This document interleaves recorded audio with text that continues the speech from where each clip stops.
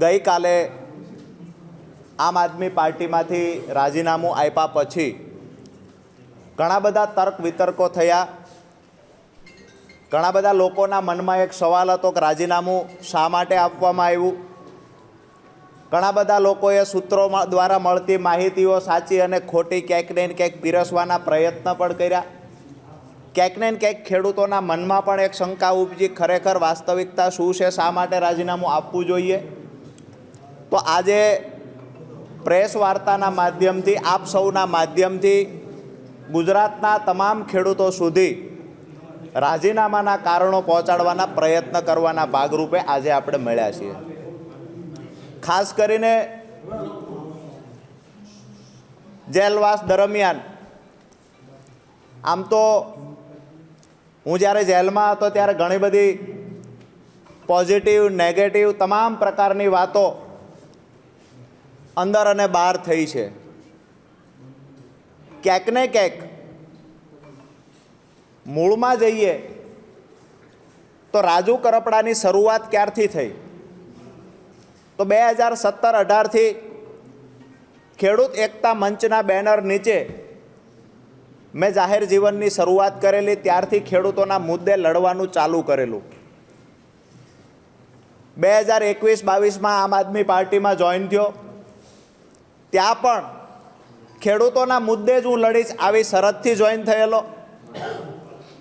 2025ના and સુધી એટલે કે હળદરની ઘટના સુધી આમ આદમી પાર્ટીમાં પણ રહીને ખેડૂતો માટે મેં કામ કરવાના તમામ પ્રયત્ન કર્યા। આ સમયગાળા દરમિયાન ક્યાંક ને ક્યાંક જ્યારે હું બિન રાજકીય રીતે ખેડૂતો માટે અવાજ ઉઠાવતો ત્યારે પણ ખેડૂતોને પાક નુકસાનનું વળતર અપાવવામાં, જમીન સંપાદન થતી હોય તો યોગ્ય વળતર અપાવવામાં, હાઈ ટેન્શન લાઈન નીકળતી હોય તો એના માટે પણ લડાઈ લડ્યા। કચ્છમાં પણ લડ્યા છીએ, મોરબીમાં પણ લડ્યા, હળવદના ખેડૂતોને ન્યાય અપાવવા માટે લડ્યા, સુરેન્દ્રનગરના ખેડૂતોને 2018થી 25 સુધીમાં પાક નુકસાનનું વળતર 5 વખત અપાવવામાં સફળતા મેળવી। મૂળી તાલુકામાં સિંચાઈનું પાણી સ્કાવરવાલ ખોલાવવા માટે સતત સંઘર્ષ કરી અને 3 વર્ષના અંતે સ્કાવરવાલ ખોલાવવામાં સફળતા મળી, જેના કારણે દર વર્ષે અત્યારે તળાવો ભરાય છે। આ વાત એટલા માટે હું કરી રહ્યો છું કે હું જ્યારે કોઈ પોલિટિકલ પાર્ટી સાથે નહોતો જોડાયેલો ત્યારે પણ ખેડૂતો માટે અવાજ ઉઠાવતો, ત્યારે પણ ખેડૂતો મારી સાથે જોડાયેલા હતા। હું આમ આદમી પાર્ટીને મજબૂત બનાવવા માટે ક્યાંક ને ક્યાંક મને જે થયું કે કોઈ પાર્ટી સાથે હશું તો આથી પણ મજબૂતાઈથી લડાઈ લડી શકાશે, એટલા માટે આમ આદમી પાર્ટી સાથે હું 21-22માં જોડાયો। પરંતુ 5 વર્ષના સંઘર્ષ પછી છેલ્લે જ્યારે હળદરની ઘટના ઘટી તો મને થયું કે ખરેખર દિવાળીએ ખેડૂતો, નવા વર્ષમાં જે ખેડૂતો જેલમાં હતા, ખેડૂતોની સાથે હું પણ જેલમાં હતો, કડદા પ્રથા નાબૂદ કરાવવાની લડાઈ, ક્યાંક ને ક્યાંક લડાઈમાં સફળતા મળી, પણ દુઃખ એ વાતનું થયું કે જો રાજુ કરપડા કોઈ પાર્ટી સાથે જોડાયેલો ન હોત, જો રાજુ કરપડા બિન રાજકીય રીતે આ લડાઈ લડ્યો હોત તો કદાચ 307 જેવી કલમ અંતર્ગત ગુનો દાખલ ન થયો હોત। ક્યાંક ને ક્યાંક મને એવું દેખાણું કે 2 પાર્ટીઓની રાજકીય લડાઈમાં અમારા ખેડૂતો ભોગ બન્યા।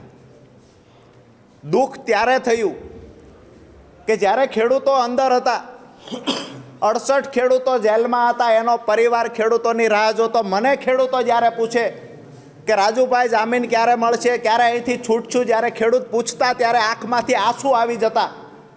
ક્યાંક ને ક્યાંક એ દુઃખ થતું હતું કે ખોટા કેસની અંદર 3 મહિનાની બદલે 3 વર્ષ રાજુ કરપડા અંદર રહેશે તો મંજૂર છે, પણ જે ખેડૂતોએ ક્યારેય પોલીસ સ્ટેશન નહોતું જોયું એ ખેડૂતોએ જેલમાં જવું પડ્યું। અને એ ખેડૂતોની પાછળ જે મહેનત કરવાની વાત હતી, એ ખેડૂતોને છોડાવવાની વાત હતી। તો જ્યારે આજે ઘણી બધી ગઈકાલથી હું જોઉં છું મીડિયા સામે આવીને સાફ સફાઈની વાતો આમ આદમી પાર્ટી દ્વારા પણ થઈ રહી છે। મારું સ્પષ્ટ રાજીનામું આપતી વખતે એક વાત હતી કે જે મોઢેથી પાંદ ચાવ્યા છે એ મોઢે કોલસો નથી ચાવવો। જે પાર્ટીને મજબૂત બનાવવા માટે થઈ અને ક્યાંક ને ક્યાંક મેં મારા પરિવાર કરતાં, બાળકો કરતાં વધારે સમય આપ્યો છે પાર્ટીમાં કે આમ આદમી પાર્ટીને મજબૂત બનાવી શકાય। આપ સૌએ અને ગુજરાતની જનતાએ જોયું છે કે વિસાવદરની ચૂંટણીમાં ગોપાલભાઈને જીતાડવા માટે હું પોતે ઉમેદવાર હોય એવી રીતે રાત દિવસ મહેનત કરી અને જીતાડવાના પ્રયત્ન કર્યા, જ્યાં સુધી પાર્ટી સાથે રહ્યો ત્યાં સુધી વફાદારીથી રહી અને પરિવાર કરતાં વિશેષ મહત્વ આપીને પાર્ટીને મોટી બનાવવાના પ્રયત્ન થયા. પરંતુ હું જ્યારે જેલમાં ગયો અને જે મને કડવો અનુભવ થયો કે પહેલી મુદત હતી અમારી 27 તારીખે, જે દોસ્તો તર્ક વિતર્ક કરી રહ્યા છે, જે સફાઈની સુફિયાણી વાતો કરી રહ્યા છે, એને ટૂંકમાં કહીશ કે 27 તારીખ 27/10/2025ના રોજ પહેલું 12 ખેડૂતોના જામીન મૂકવામાં આવેલા. એનું પહેલું હિયરિંગ હતું 27/10/2025.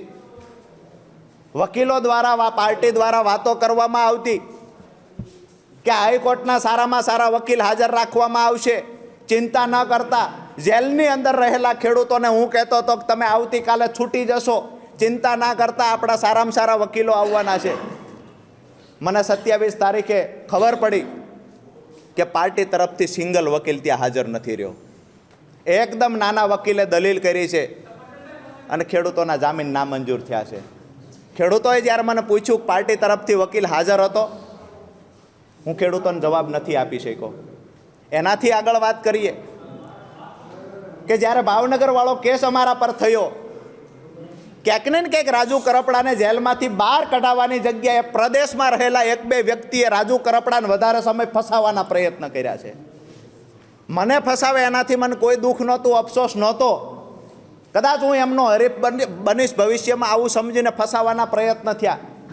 પરંતુ મારા ખેડૂતોને પણ મારો ગુસ્સો રાખીને, ખેડૂતોને પણ જેલમાં રાખીને, ખેડૂતો સાથે ક્યાંક ને ક્યાંક ગેમ થઈ હોય આવું જ્યારે દેખાણું, ત્યારે જેલમાં બેઠા બેઠા નિર્ણય કર્યો હતો કે આવનાર સમયમાં જે પણ કાંઈ થશે એ બિનરાજકીય રીતે મારાથી થશે એટલું કરીશું.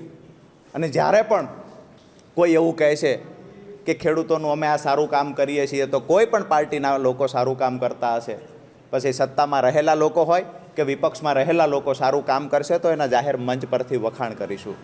મહત્ત્વની વાત એ છે કે મારો વિડીયો જે મારી પર ભાવનગરમાં બીજો કેસ થયો, આ વિડીયો અમારી પાર્ટીના મહામંત્રીને માત્ર મેં આપેલો ને ત્યારે કહેલું હાજર થતાં પહેલાં કે આ વિડીયો 31 તારીખે ચલાવવાનો છે, એવી રીતે મારી પાસે માંગવામાં આવેલો. આજે હું એટલા માટે આ સફાઈ આપું છું કે સવાલો ઘણા બધા થાય છે પાર્ટી તરફથી. ગઈકાલથી ક્યાંક ને ક્યાંક મારા માટે નેગેટિવ ચલાવવાના પ્રયત્ન થાય છે. હું આજ પણ કહું છું કે હું મૂંગો બેઠો છું એટલું સારું છે. જો મારી જીભ ખુલશે, મારું મોઢું ખુલશે, તો લોકોને જવાબ દેવાના લાયક તમે લોકો નહીં રહ્યો.